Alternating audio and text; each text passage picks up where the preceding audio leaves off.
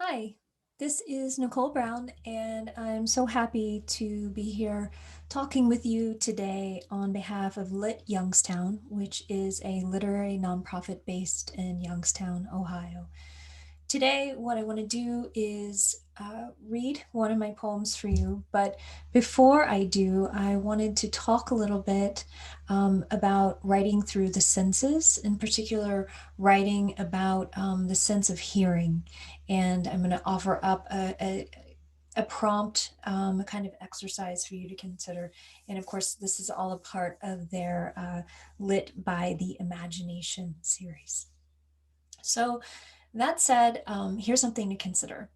So, before you are born, in the seventh month of pregnancy, your hearing is developed.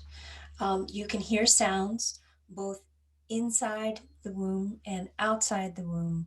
And also, unborn babies are known to react to those sounds. So, it's one of the first senses that really give our lives meaning.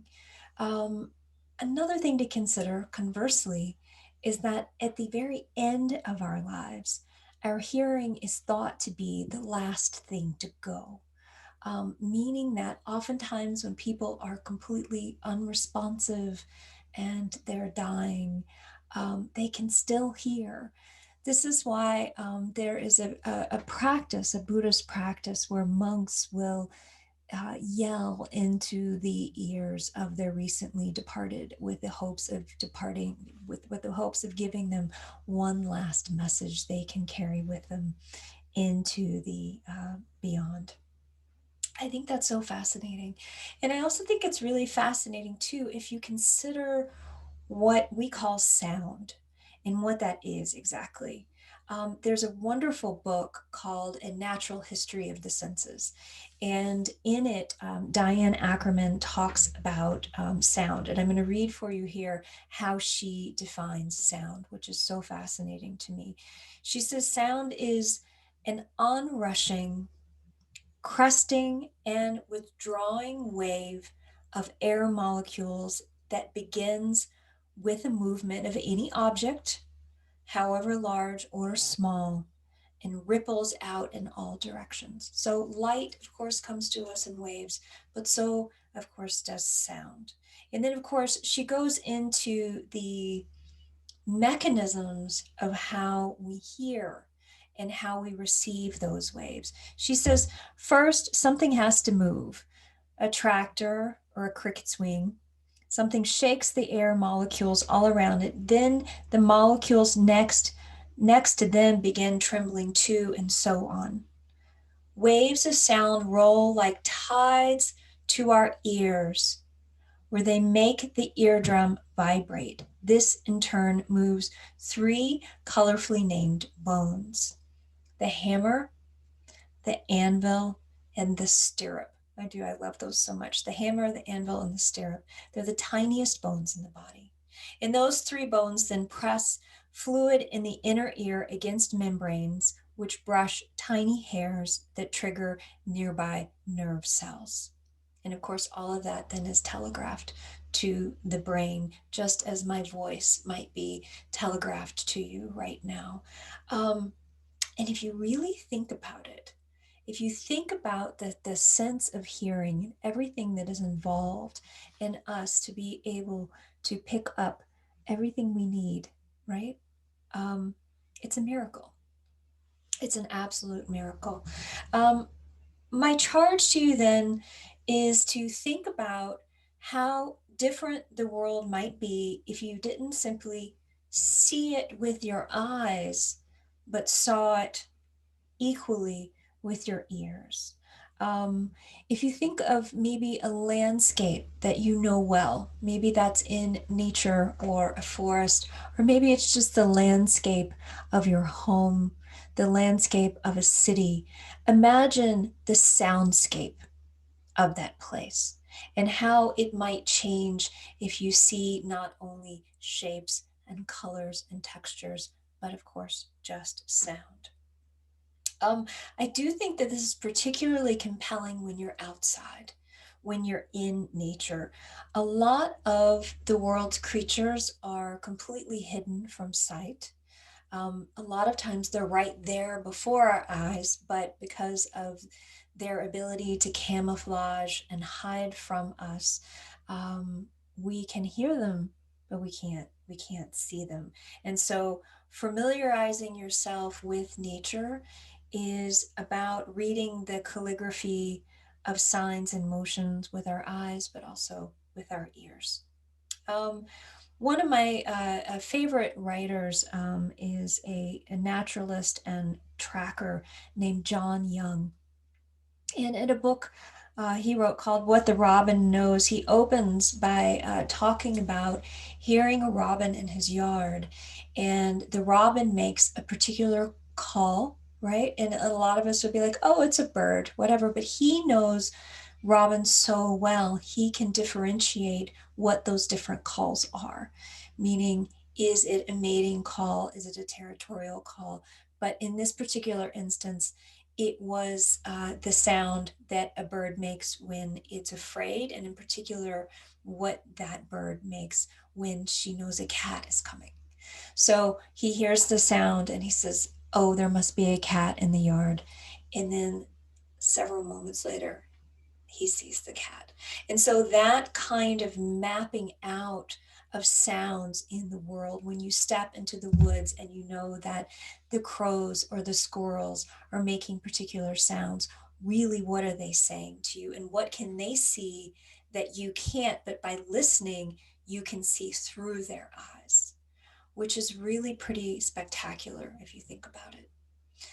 Another concept I want to open up to you to sort of just think about in your mind is the different music that different beings make. Probably one of my absolute favorite naturalists is a biologist by the name of David George Haskell. And David talks a lot about the music of trees. And I'm going to read something for you. He says, gusts of winds sonify plant diversity. I love that. Gusts of wind sonify plant diversity. Oak's voice is coarse grained, he says, throaty. Maple's is sandy and light. These differences have their origins in plant evolution and adaptation. And then he goes on to say, the different sounds of trees on a dry mountain ridge and in a moist forested hollow speak to the particularities of the ecology of each place. So he's gotten to the point where he can hear the particular song of individual trees and the sound that wind makes as it passes through it. And if you think about it, I know I can't yet, but I want to know the distinct difference between the song of a pine versus a sycamore versus an aspen versus a palm tree. Very, very different sounds. And what are they? And then, of course, if you look a little closer, why? Um, so, excuse me. What I'd like to offer up isn't so much as a 1, 2, 3 prompt as a call to practice, as thinking about writing as a form of awareness, as a discipline of awareness. And what I would ask of you is to step outside if you're able. And if you're able, just listen. Maybe all you have is 10 minutes, that's fine. Maybe you have an hour. But whatever you do, I want you to follow your ears and taking care to write notes about the sounds that you hear. And from the high sort of pesky whine of a mosquito to the distant slur of traffic, or maybe the iambic beating of your own heart. Take note. And here's the thing, don't dismiss sounds that you think you know well. Don't dismiss sounds that seem diminutive to you or not worth listening to. Listen to everything you can and closely study, particularly the sounds that you don't quite recognize. You know, hey, what's that weird little sound in the distance? What is it? Investigate it, follow it. Um, and also, of course, pay attention to sounds maybe that you've never paid any attention to before at all. Um, and then you want to even lean in on your other senses to try to understand sound and how to write about it. Ask yourself if the sound has a temperature, and if so, what is it? Does the sound have a color? And if so, what might that be? Do the sounds carry with them a feeling or an atmosphere? Do they accompany a smell or a texture? Is there anything about them that could give them a quality other than what we consider just to be sound so that we can understand it? So you want to listen, then listen deeper. And you want to ask yourself about the sounds behind the sounds that you first hear, following those sounds as you might the Karens on a trail. Of course, this is what I did when I wrote the poem I'm getting ready to share with you here.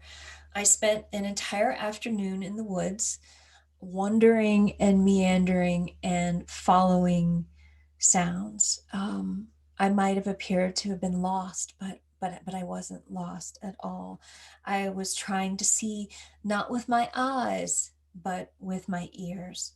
And that day, what I would encourage you to do is what I did that day is to write notes. You know, don't think about writing a poem, not yet, just observe.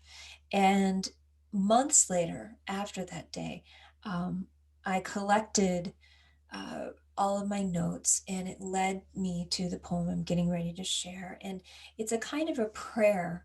And what I'm doing in this poem is longing for all of the things I could not hear, either because of the limitations of my own human senses or because I had been so distracted for most of my life that I didn't listen, or even grieving the sounds that I couldn't hear, either because of the ecological devastation at hand or things, of course, that aren't there for me to hear anymore at all.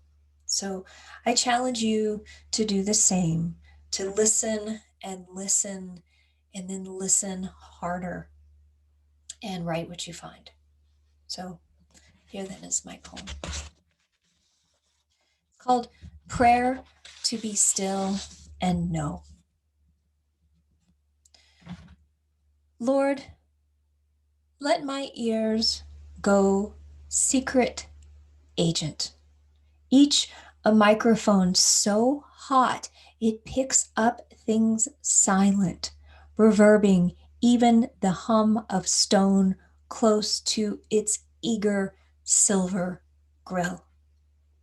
Let my ears forget years trained to human chatter wired into every room, even those empty, except of me. Each broadcast and jingle tricking me into being less lonely than I am. Let my ears forget the clack and rumble, our tambourining and fireworking distractions, our roar of applause. Let my hands quit their clapping and rest in a new kind of prayer, one that doesn't ask but listens, palms up in my lap. Like an owl, let me triangulate icy shuffling under snow as vole. Let me not just name the name when I spot a soundtrack of birdsong, but understand the notes through each syrinx as a singular missive, begging, flirting, fussing, each companion call and alarm as sharp with desire and fear as my own. Prick my ears, Lord. Make them hungry satellites. Have your way with their tiny bones. Teach the drum within that dark to drum again. Because within the hammering of woodpecker is a long tongue unwinding like a tape measure from inside his pileated head, darting dinner from the pine's soft bark. And somewhere, I know, is a spider who births a filament of silk and flies it to the next branch. Somewhere, a fiddlehead unstrings its violin into the miracle of fern. And somewhere, a mink, not made into a coat, cracks open a mussel's shell, and with her mouth full of that gray meat, yawns. Those are your sounds, are they not? Do not deny it, Lord. Do not deny me. I do not know those songs. Nor do I know the hush a dandelion's face makes when it closes, surrenders, and goes to seed. No, I only know the sound my own breath makes as I wish and blow that perfect globe away. I only know the small, satisfactory popping of roots when I call it weed and yank it from the yard. There is a language of all you've created. Hear me, please. I just want to be still enough to hear.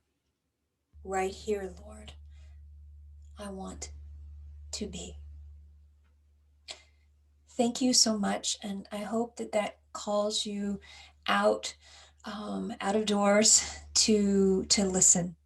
And remember as well, if you think about that passage in the Bible when it says, be still and know that I am God, it's not about just stopping and listening and recognizing God.